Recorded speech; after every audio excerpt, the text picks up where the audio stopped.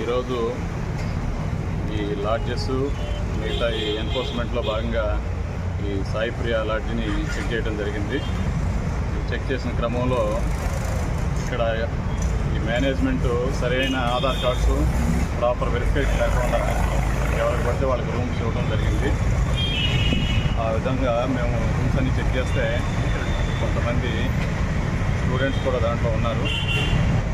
వాళ్ళని కౌన్సిలింగ్ ఇస్తాం, వాళ్ళ పేరెంట్స్ని చేసి అదేవిధంగా ఈ హోటల్ యాజమాన్యం మీద కూడా కేసులు నమోదు చేస్తాం. ఇంకా 4 స్టూడెంట్స్ దొరికారు, వాళ్ళకి విచారించి వాళ్ళ పేరెంట్స్తో కౌన్సిలింగ్ చేసేసి తర్వాత